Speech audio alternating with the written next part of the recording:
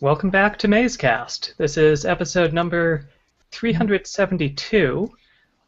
I'm your host, Ben Heaton, and I'm joined tonight by Sarah, Vincent, and Barry.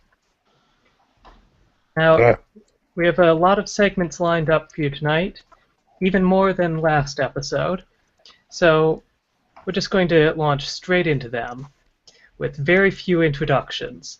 Instead, I'm just going to ask that each of the guests say a few paragraphs about what you hope to accomplish tonight. Vincent? Well, I think that the last show that you guys did was probably the first reasonably watchable episode of Mazecast. So my goal for tonight is not to recreate that experience. That's a bit lofty. I don't have any illusions that this is going to be watchable as well. But if we could even land in the ballpark of watchable, I'll consider this a job well done. Great. Sarah? My goals for tonight are to spend at least an hour talking about Maze. All right. And Barry? Well, I really don't know. My goal is to zoom in on the entrance, I guess. All right. That's probably a good idea. Yeah. All right, and with that, let's go straight into Gazing into the Abyss. This is the segment where we recap recent comments on Into the Abyss for the benefit of listeners who haven't been keeping up with that as closely as might be advisable if you wanted to stay absolutely current on everything in the Maze community. So, the biggest thing that's happened is Ask Manson, but that's big enough that we've actually given it its own segment for later in the episode. We'll be getting to that later. The other things that have happened,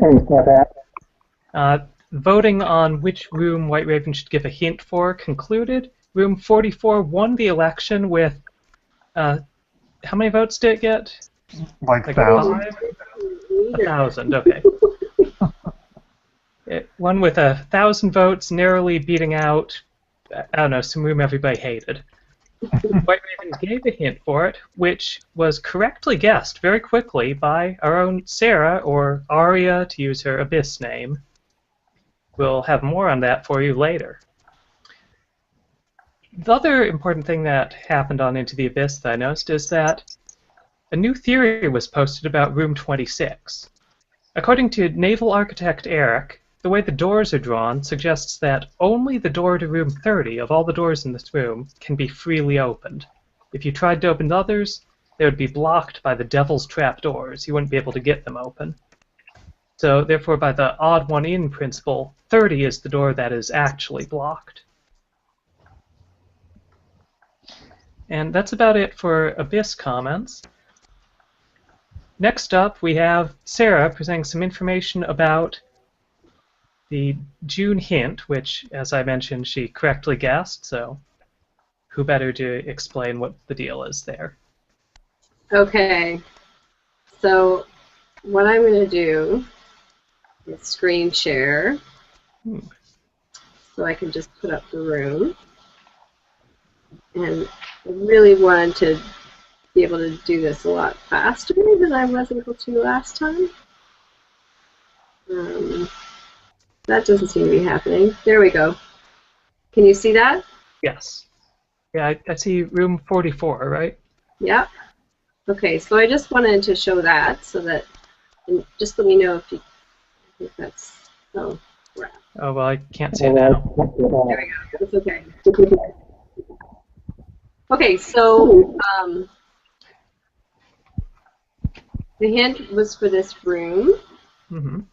Which Barry is holding up as well. What's that? Which Barry is holding up a picture of the room as well, so okay, that's good. We're pretty thoroughly covered. Okay. Can you still see the room? Is that what's up? Yeah, I can. Okay. Okay, so the hint was, this solution is a relatively common English idiom. The idiom is used at least in US, Canada, UK, and India. I hear it rarely, but I read it maybe once a month in news or business publications. No doubt you've all heard it many times, but may have never actually used it yourself. half of the idiom, okay, I'm going to try and paraphrase. So half the idiom was related to the reptile. The other half is about something related to the reptile, has nothing to do with the name or type of the reptile. And there's something to do with an important feature of the reptile, which was highlighted by the way the reptile is drawn, and White Raven compared that to the way he drew the tortoise in room 20, who wisely won the race.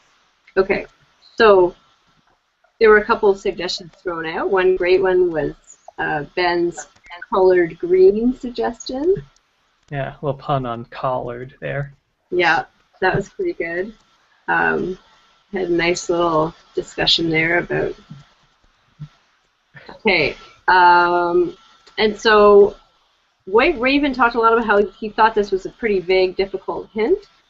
But I have to say I think it was one of his clearer hints because he's already narrowed it down to an idiom. So all you really had to do was Google a couple of words that might have to do with the reptile or important stuff relating to the reptile, which is what I did. I Googled like 3 words and one of them was circle and ended up with vicious circle. And that, to my surprise, was actually what he was hinting. So the solution was vicious circle, and the solution as stated now on the Abyss is the reptile circling the palm tree gives us the phrase vicious circle. The reptile is drawn to emphasize the mean look on its face, and the reptile is chained to the palm tree so it goes around in a circle. Vicious circle indicates the reader's sad circumstance being in this room and warns the reader away from door 21. And then compares that to what's going on with the pillar and the rope, suggesting an escape from a loop.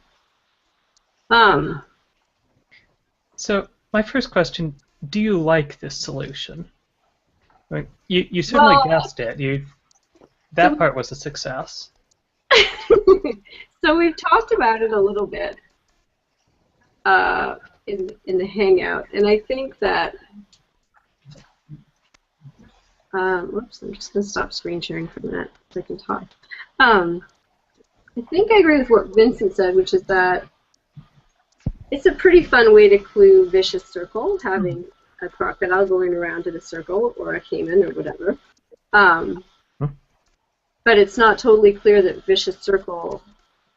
How does vicious circle tell you anything, really? Yeah, and as a clue for the idea that you're lost going around in circles, it's not exactly the right phrase for that. You know, I mean, your situation as one of the guests is not really that sort of feedback loop. Right. I mean, yeah, that's not really what a vicious circle is, unless you think, okay, you're lost. If you pick the wrong door, then you get more lost. I guess. I think it works if you take the phrase vicious circle literally, like it's a bad circle, you're going around and it's not helping. But that's, the opposite of thinking of this as an idiom. I guess so. That's true. Yeah, I can kind of see the meaning vicious circle relating here a bit, but it's strained, I think. Yeah. I mean, vicious circle used to mean circular argument, right? But it doesn't mean that anymore so much. People don't use it in that sense anymore. People use it in the sense of a chain of events that continue to worsen. Yeah. And like feeding back in on themselves. I actually wrote down the definition. Okay. An unbroken sequence of reciprocal cause and effect and action and reaction that intensify each other. So this is like one thing is happening, it makes another thing happen more, that feeds back into the first thing. Yeah, like today, so my 6-year-old, he gets hungry and then he gets really intractable. And so what I wanted him to do at that moment was eat his lunch, but he was hungry, so he was very intractable. And the longer he refused to eat his lunch, the more hungry and intractable he became. So that to me is a vicious circle. Yeah, it's a good example. See Vincent nodding knowingly. Only broken by bribery. I did resort to bribery. Okay, so do I like this? You know what? So according to White Raven, this room is now finished. However, I think there's some unexplained stuff in this room. Yeah, like everything except the alligator on a chain, right? Like that's the solution. Yeah. Yeah. Yeah, we have that Corinthian column. We have those statues in the back. So I guess the I'm not solid. column- I'm not sold, I should say, about the meaning of that rope tied around the column on the right. Okay. Mm. Well, no, everything about the solution is. I mean, it's the same stuff. Well, no, I mean, after the vicious circle, like vicious circle, that's the interesting suggestion of it, right? Everything after that, like, then it's just do whatever you have to do to make it the right solution, which isn't that hard because it's right in front of the wrong door. But you know, tying the rope into it just seems arbitrary. I mean, that doesn't particularly mean anything. The interesting part is just the vicious circle, and I don't see how it's meaningful. This for the reasons you've already discussed, but it's at least moving in the right direction. In that, if Manson meant to say vicious circle, this is something he might have done to do that. So Yeah. it's at least treating Manson as like a rational actor. We just don't know what his purpose would have been at this point, including vicious circle, which doesn't mean that it's wrong. I think the solution as it's posted is not correct, but there could still be some reason why Manson wanted to put the phrase vicious circle in here. And it is getting at the sort of phrase that I was hoping we'd find more of. The sort of following up on the Room 21 turnaround thing. So I think it's a good solution, or not solution, I think it's a good suggestion. Yes. I think these are the kinds of ideas that should be thrown out. I think it's sort of unfortunate that it's being presented in the way. Everything. Oh, get a goddamn echo. I think that's feedback to Barry. Sorry, hang on. That's all right. It's What did I say? It doesn't have to be watchable, just in the ballpark. And we couldn't even make it. well. I think we've given a pretty good idea of how we feel about this vicious circle hint. Yeah. So next up we have the Mystery Room Challenge. This is a new segment in which we'll. How does this work again? So, okay. So we have. This is the one with the room that we had Matt Smith, friend of the show, draw for us. Yes. Yeah, we approached an artist friend and asked him to draw a fake room in sort of a maze style. We are going to examine that room and try to solve it, but the solution that we're going to try to get is a particular number, which has not yet been determined. Okay, so why don't I do the number first and then I can screen share the room? Yeah. Does that make You sense? can screen share the random number generation. Yes. So this is going to be randomly selected Yes. among all positive integers. Yeah, no, between 1 and 45. Okay. Make it mazy, you know. Okay. Okay, there it is. So it's 12, is that right? Mm-hmm. Okay, hang on. No, and that's just the one it landed on, so we're gonna make it official. I'm gonna click on it. Yeah, right. Ready? Yeah. Ready. 14. Okay. 14. Okay. Okay, so I'm gonna share the room picture now.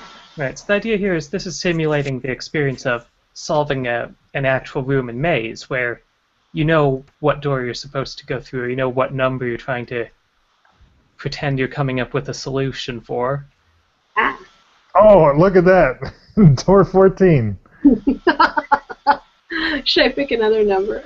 No, this is fine. There are a bunch of numbers in here, and we need to figure out why that would be the one to take. Okay, Well, it's the only door we could go through, it looks like. Well, wait. First, I think we should give the viewers a moment to examine this room. okay. Wow, I'm I'm so examining jealous.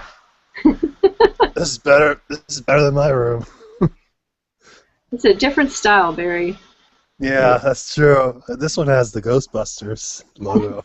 Okay, It does have that. So 2016.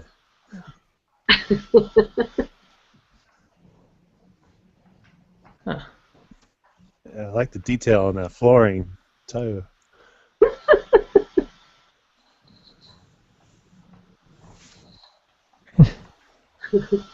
Okay, are you ready? Yeah.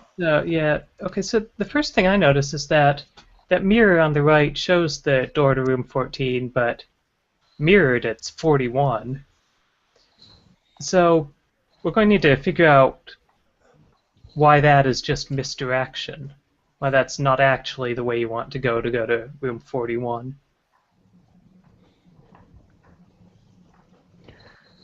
So is there some interpretation we can come here with mirrors being bad?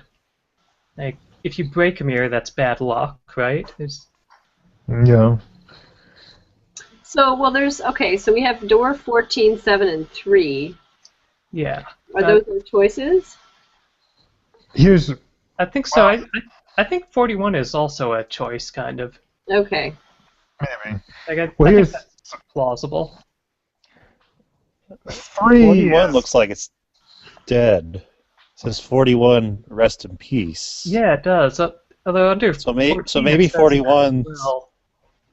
Yeah. Anyway, go on, Vincent. Well, here's so.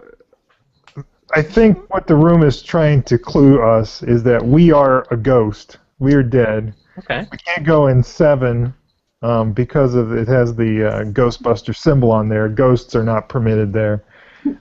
Ghosts don't have reflections, so we can't access the room inside the mirror. 3, maybe that's a little simpler. It's just the electrical socket with a fork by it, which is just inherently suggestive of danger. So we're left with 14, which actually has the Casper sign on it signaling that that's the correct one for a friendly ghost to go through. The question is, how do we know that this room is telling us that we're dead? Now, we do have the RIP. We have a skull on the spider there. Is there a better way to say that we know that's directed towards us as the person choosing which way to go? Maybe that's what the little man looking into the frame is saying. Saying, this is you, the viewer, looking at the truth of your life. So you think that frame represents, like, the frame through which we're seeing this room? Yeah.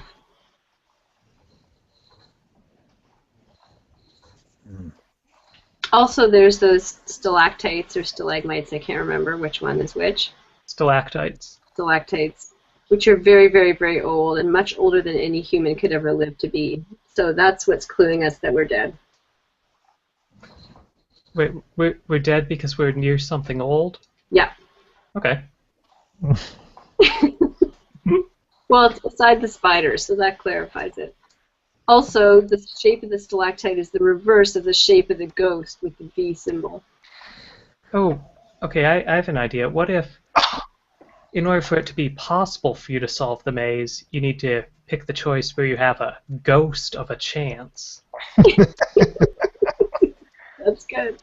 That's why the robot is there. It represents a random number generator. That's the element of chance. Ghost of a chance. Now, what's going on with the cat in the corner? I think it has something to do with how we died. Oh, yeah. We've got the Oscar Mayer wiener truck there, which is suggestive of both a gluttonous lifestyle of ill health and poor eating, and also a phallic symbol, which combined with the human-animal hybrid in the corner suggests probably some kind of I don't want to insult furries, but some kind of evil, degenerate lifestyle that involves non-normal sex. Which always leads to death, inevitably. So that, combined with the suggestion that you, the reader slash maze explorer, are dead, have to wonder, is the maze hell? It's certainly where people deserve to go if they die after having abnormal sex. We have a bit of an underworld thing going on in the lower left corner. Mm-hmm. Mm-hmm. Mm-hmm. Kind of an Evil Dead thing. Well, there's a ring there. Do you think that's like a Lord of the Rings thing? Would be your immediate thought. Yeah. But,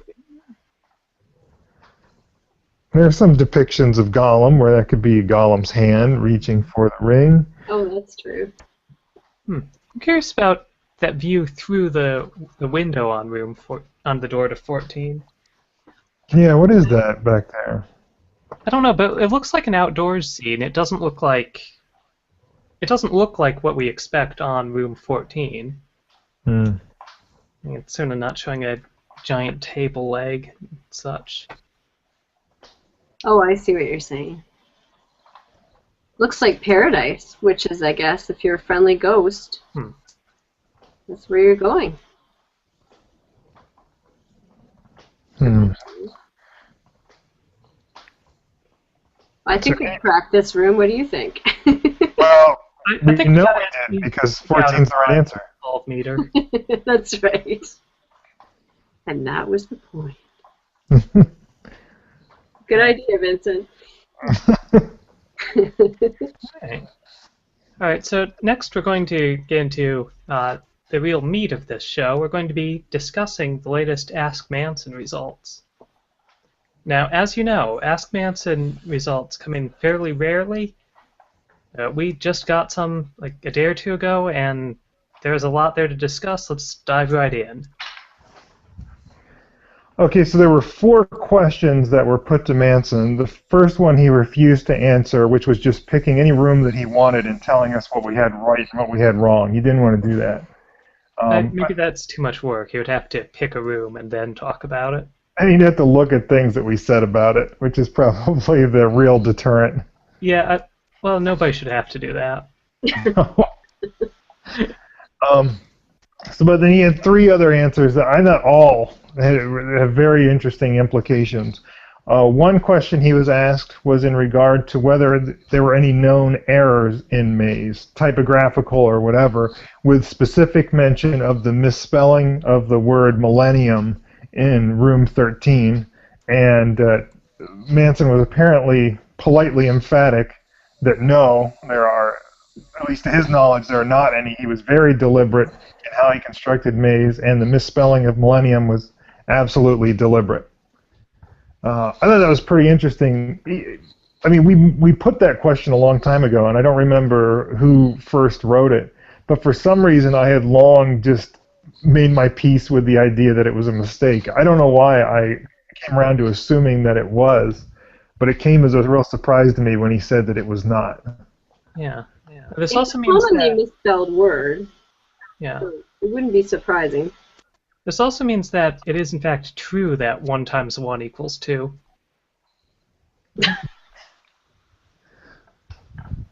No, that was a deliberate mistake, like millennium.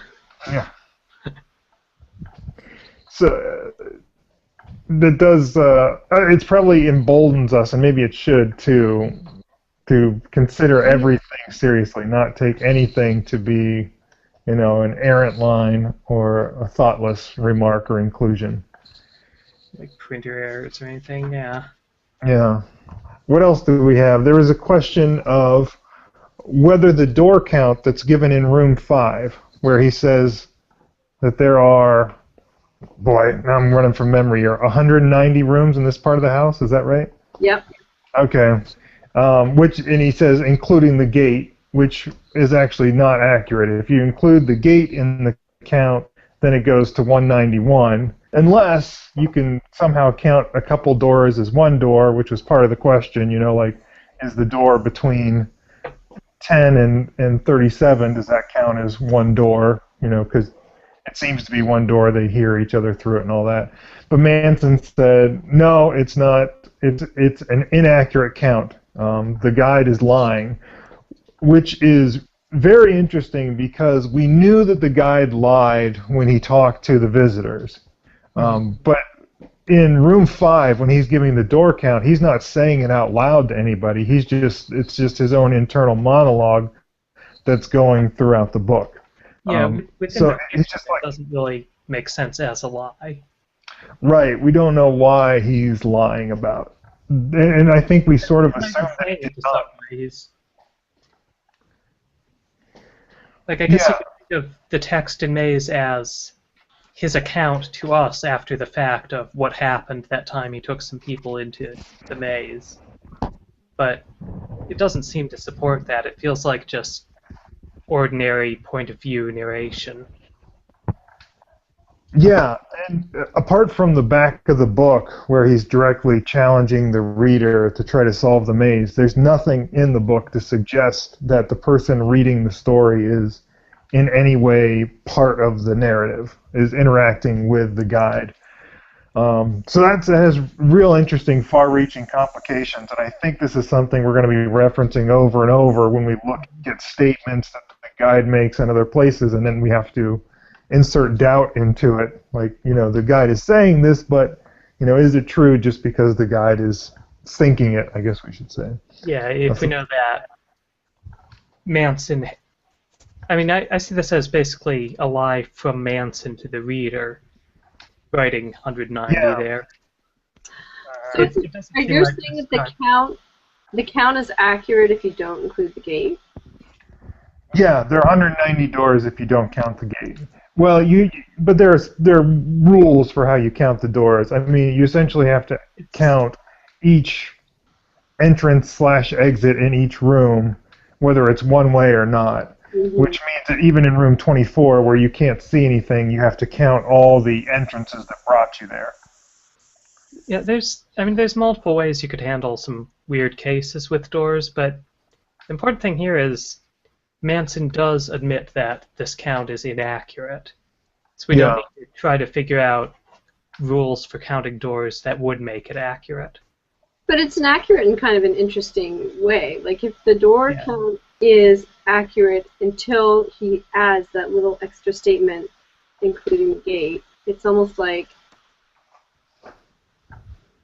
he's telling us the truth, except there's that one little piece of a lie. But it's easy. It's not like he's saying there's 183 or something. Yeah. So this is one of many cases where I wish that from Ask Manson we had the actual text of what Manson had said. Instead, we have like a paraphrased account of what Manson said, more or less. But like in this post, when it says Manson said that the door count is inaccurate because it is said by the narrator, the guide, I would be interested to know if Manson actually spelled it out that explicitly. Like if he said, yes, that door count is inaccurate, or if he said, oh, yeah, that thing you asked about, that's because the guide is saying it. Mm-hmm. I don't think that White Raven is misrepresenting this at all. I would just like to be sure. There are small details and turns of phrase that could change how we're interpreting, or what the consequences are for the entire book. Yeah. Mm. Yeah, but for whatever reason, Manson is not able to give official statements with that sort of explicitness, or go on the record in that way. So, I mean, what we do have here is interesting enough. This is certainly nice stuff to work with. Yeah. And the third question that he answered was whether there was any other large puzzle that we hadn't found that was in the book, something akin to the riddle of the path or the riddle of the guide. And I think his response was interesting in two ways. Number one, because he said yes. Because he said, yes, there's something out there that no one has figured out yet that's major like that. So that's pretty huge. And that is explicit. White Raven posted that in quotation marks, saying, then I said, so there is at least one significant multi-room riddle apart from what I just listed? Manson replied, yes. That seems very clear. Mm-hmm. But the other interesting thing of what Manson said is he didn't, when White Raven asked him, is there something we haven't discovered? And Manson's like, well, I don't keep up on the site. What have you guys found out? And White Raven starts telling him about the things we found out. Manson apparently said something to the effect of, well, you guys know about how all the wrong doors are pointed to, right? All the doors are pointed to except for the correct door. Which is a really weird thing to point out if it's just something that applies in 2 or 3 rooms, which is what it sort of seems like as with the solutions that we have for the maze, that the so-called odd one in principle is not something you'd consider a global solution in maze. It's just something where sometimes the correct door is notable for not being indicated in some way. But the way Manson threw that out there is if that's one of the major discoveries of the book, suggests that it's far more prevalent than we realize at this point. Yeah, and I think White Raven made that point too, which suggests that we're not misinterpreting what was said, or the way that it was transcribed is not misleading. Yeah, I think he interpreted it correctly what the implication was of Manson's statement.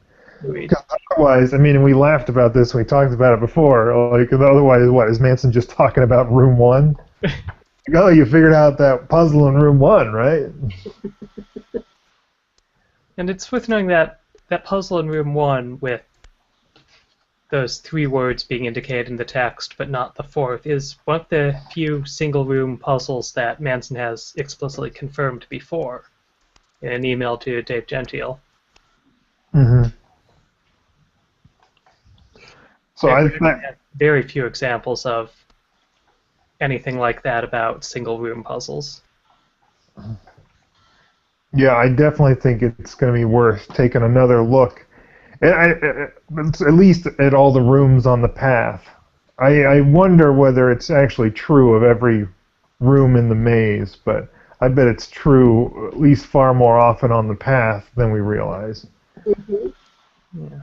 Very interesting. So those are the 3 questions. I think every one of them has given us a new direction that we need to go in looking at maze. I think this is the biggest Ask Manson so far, really.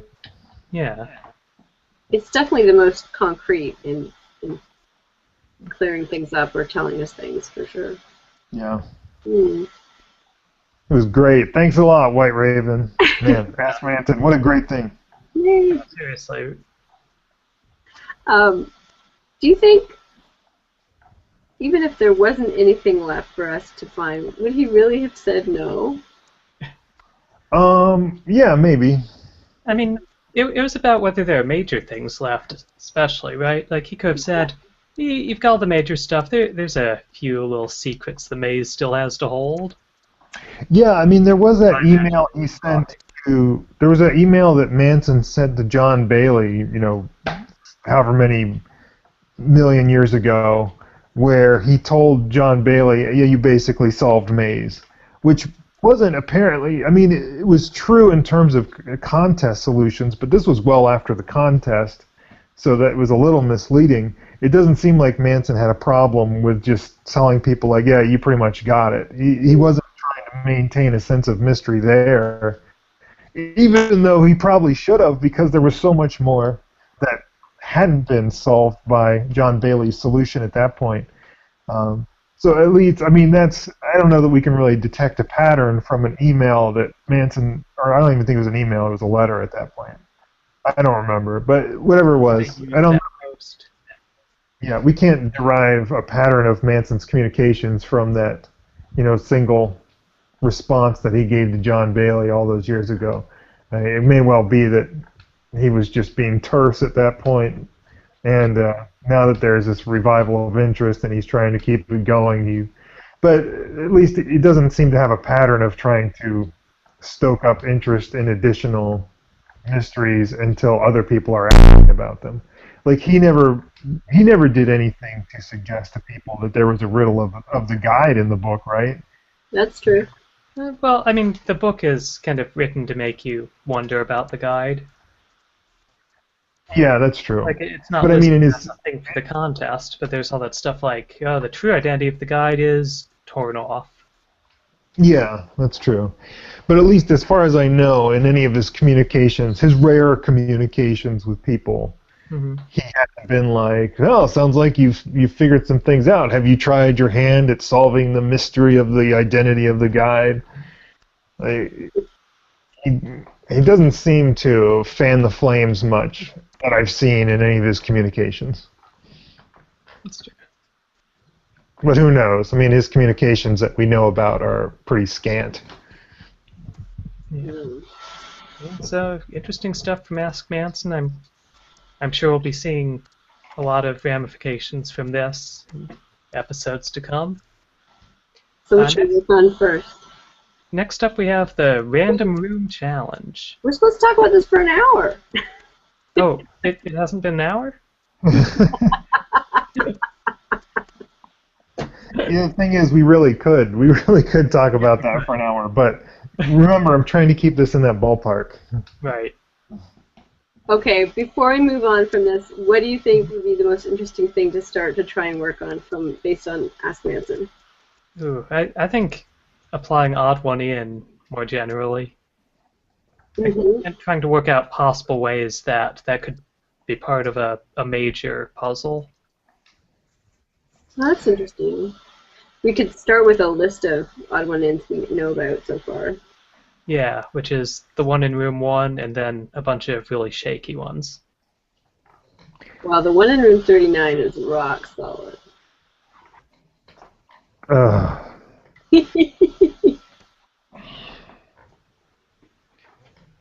Well, And now it has been confirmed by Manson himself. it is not. Confirmed. It has not. Don't say that. It has not. Yeah, Manson confirmations are very rare. Let's not devalue them.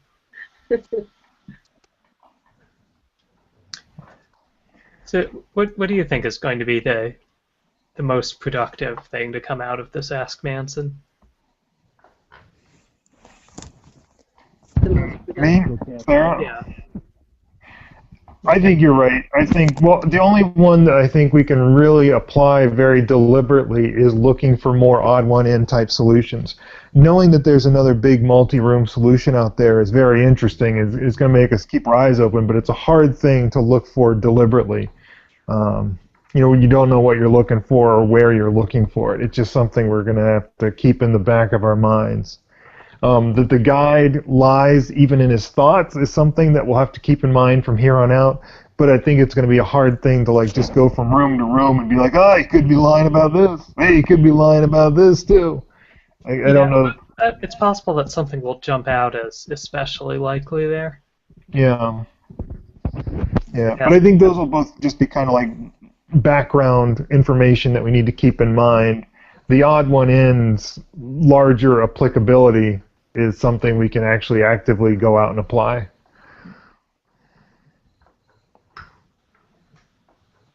What about that end? I know that's not large, but it's something specific. I missed what you said there. I want to know about the missing end. Yeah. Yeah, why would Manson do that? Maybe he thinks that's how the word should be spelled, so it was deliberate in that sense. He's just trying to institute a new spelling. He's covering up a typo, I think. Yeah, maybe it is a typo and he's just embarrassed about that. I don't know. Would be too if you drew it. It's interesting. All right, so we got the random room challenge coming up. Random room challenge. Okay. As you know, this is the time on every show when we take a random room and try to solve something new about it. We have 5 minutes to do that, starting from when the random number is randomly generated by Sarah. Yes. Oh, and you should screen share this so that it counts. Yeah, plus I don't have my book in front of me, so. You know all the rooms. Well, it's true, but it helps to look at it when you're trying to find something new. Yeah. Okay, so are we ready? Yeah. Yes. Okay, here we go. Oh, Oh, 44. Great. Okay. that's funny. Let's try to solve something about room 44. I'll start a timer for 5 minutes. And go. Hmm. Well, the alligator looks domesticated at least. Hmm. He's got a choker collar, but Yeah. but pit bulls and bulldogs have it. So Yeah, I that guess slight collar has to mean something. yeah. Well, I don't know. I think the 9 spikes is pretty solid on that one, isn't it? It also makes it look vicious, so it kind of works with the vicious circle thing. 9 spikes. God damn it. Oh, so you should go to room 9 from here. No. No, you combine it with the 9 on the rope, because the rope makes 9. Because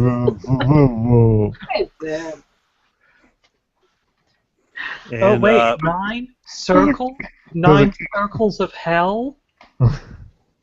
It's all fitting together. and was there another alligator? Because there's another string and there's another pillar. And, Yeah, although that string seems to end on the doorknob. oh, You guys, I had a solution that I was quite pleased with in this room that, of course, no one else really liked. I did too. Cayman. Well, even you yourself admit that it doesn't quite work as a solution. Well, I'm not saying that we've finished working out how Cayman works here. Yeah. But I think it is significant that this reptile looks more like a caiman than like an alligator or crocodile, and the text of the room has the phrase "came in." Yeah, I totally agree with you, Ben. I don't think it's at all plausible that Manson would not have noticed that. Yeah, the odds of somebody writing "we came in that way" by chance are astronomical. and the I'm just walls. saying, I think it's something You can walk through them.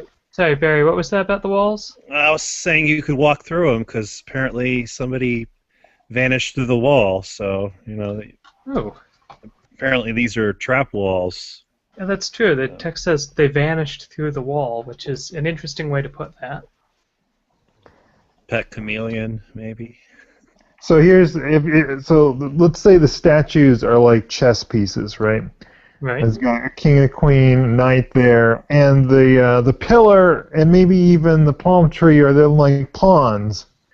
Wait, And what's that? You said one thing looks like a king? I'm not seeing. Just go with me here, okay? Okay, go on. Can you just be cool for one fucking second? Sorry, I mean, yes and. Okay. And so the pawn, which is is connected by a rope there to the sort of home row there. The idea is by going that way, it's like the movement of the pawn into the opposing player's back row, which then of course allows you to turn your pawn into a queen. Okay. Or whatever, which is a good thing. So that's that's the way you go. Unlike the classic chess blunder of having your pawn eaten by a crocodile.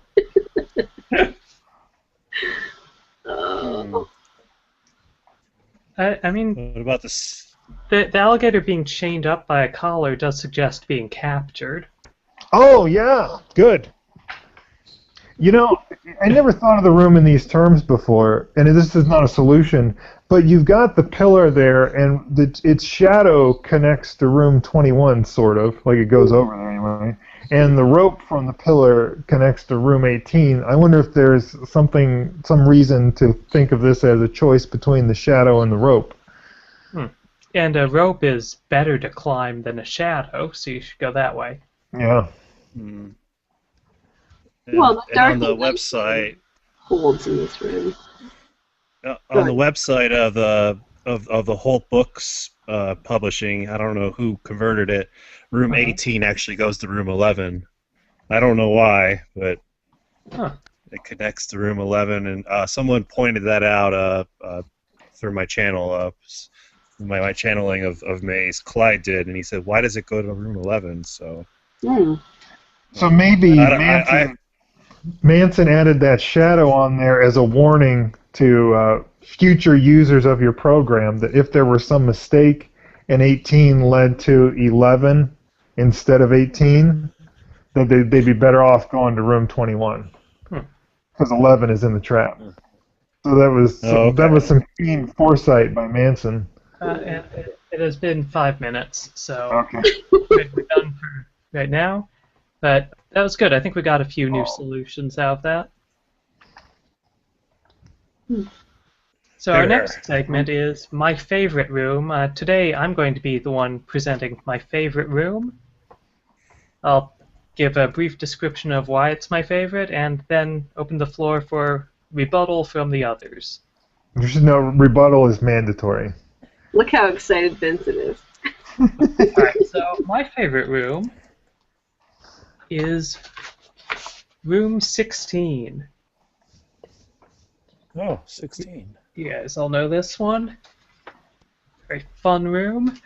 So one thing that I like here is that the text of it combined with the picture gives us a lot of information about the guide's background.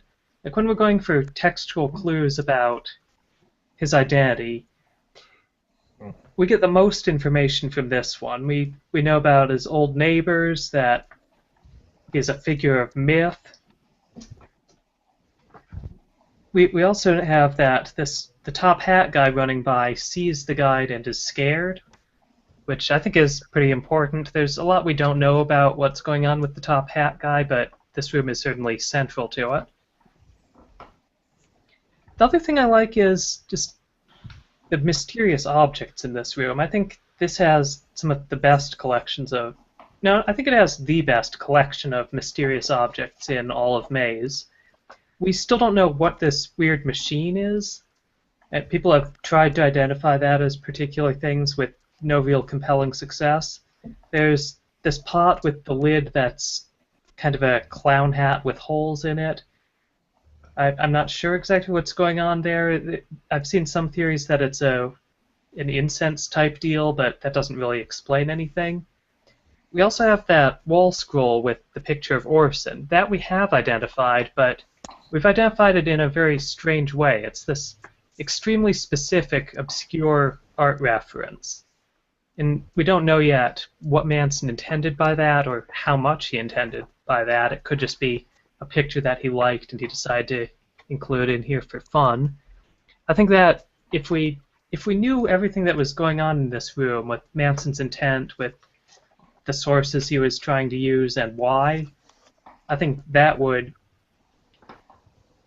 tell us a whole lot about Maze in general and what is going on with how Manson tries to convey things through art. So that's why I like room 16.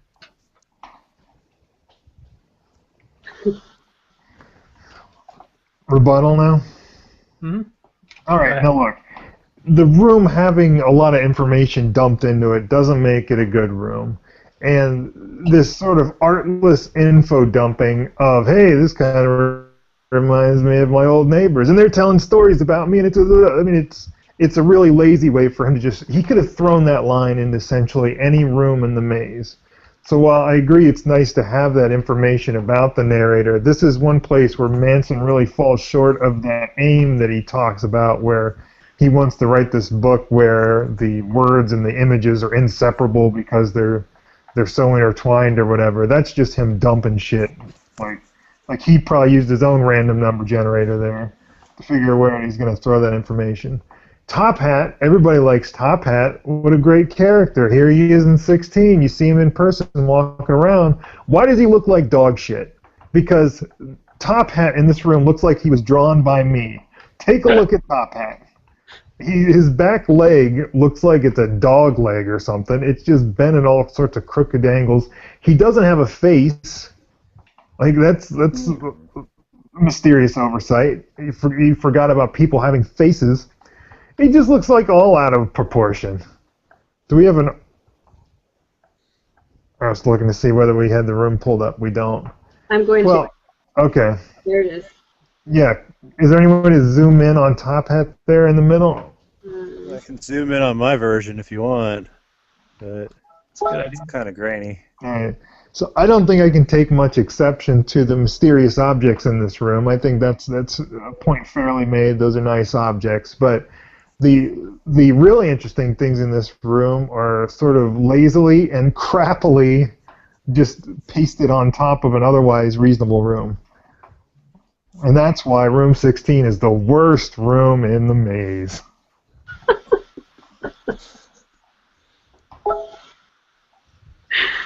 I have nothing to add. I think Vincent said it all. Barry, do you have anything to add about why room 16 is bad? I don't know. I think there should be more party hats. I mean, the only person that got a party hat was that urn over there. It's like the only one. It's the only one earning its keep. And well, there's a Joker. That's seriously a party hat. That's pretty dope. But that's what I got. And I do like the trap door, but I don't like that it doesn't have a number. It should really have a number to go somewhere aside from wherever it came from. Double-sided doors. That's all I've got. All right, so that was my favorite room.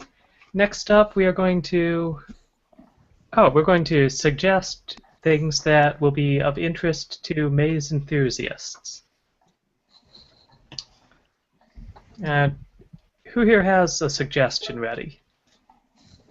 Why don't you start, Ben, and I'm going to note them down so we can put them in the YouTube comments.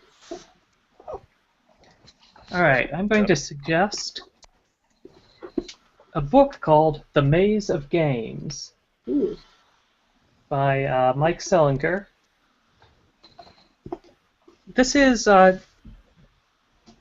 similar to Maze in that it's a book where you're going from room to room. The exact order of pages you're supposed to go through is not fully known at the start.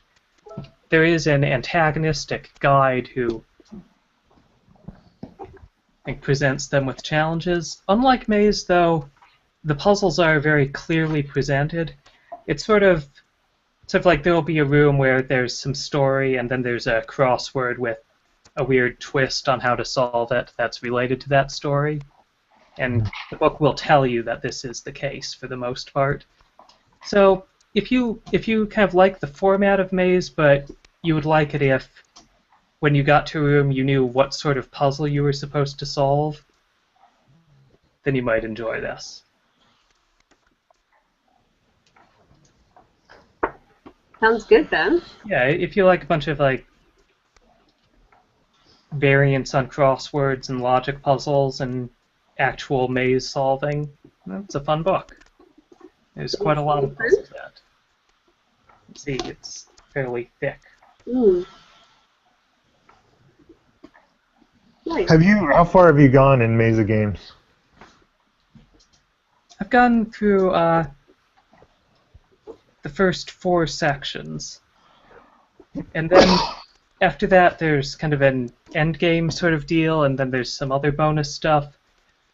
But the last time I was solving it was when I was on a trip, and when I came back from that I kind of set the book aside and haven't gotten back to it yet.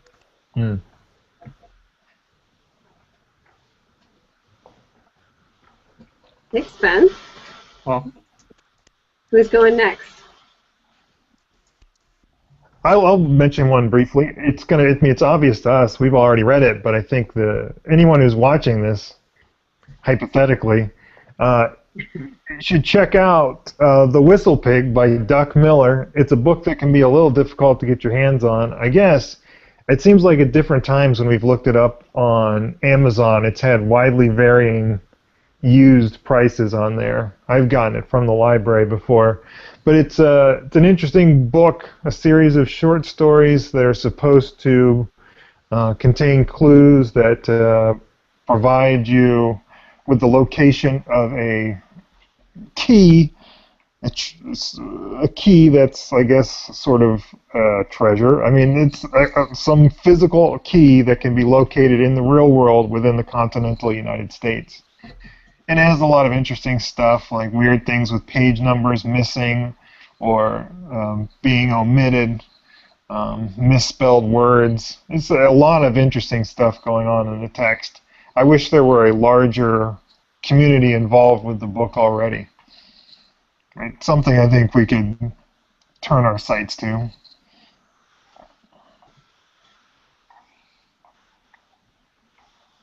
Yeah, good idea to mention that. Sarah? Okay. I'm going to recommend or suggest a short story by Kelly Link called The Specialist's Hat, which is a weird and creepy little short story that takes place in a big old house, and it's kind of mazy. I mean, not just for the house, but also because it's not a it's creepy without you really knowing why you're feeling quite so creeped out. So it gives you just that strange feeling of being disconcerted, and you feel it just is. Yeah, not very articulate, really, but it's a great story, and it's online. You can Google it, and it even has a squirrel in it. Is that a spoiler? Did you say as a squirrel? I did. All right. I think we'll all be eager to check this out. It's got hats and squirrels. I don't know what else you need. I am eager to check it out, but for perfectly normal, non-sexual reasons. It's good to know. Moving on, Barry, do you have a suggestion for the listeners? Well, I wasn't really prepared for this. I was looking for this book that a friend recommended to me. He said, "Hey, you should draw stuff more like this." And I looked at it. It seems pretty maze-looking. It's called The 11th Hour: A Curious Mystery, and it's about that one. Yeah. They said when Horace the elephant turns 11, he celebrates in style by inviting his exotic friends to a splendid costume party, but a mystery is afoot. For in the midst of the games, music, and revelry, someone has eaten the birthday feast. And so, I assume you have to figure out who did that. And it's in the form of a book, and there's like a little, I think there's even like a little manila envelope in the end that has like little Q&As. I think you pass them around, and obviously lots and lots of looks like pretty pictures and reviews. But I bought it. I have it. I haven't really opened it. I'm not ready. But maybe someone else is ready before me. So that's what I've got. So yeah. Okay. All right. Well, I think that's about all we have for tonight. So thank you for mazing in with us. We'll maze you back tomorrow.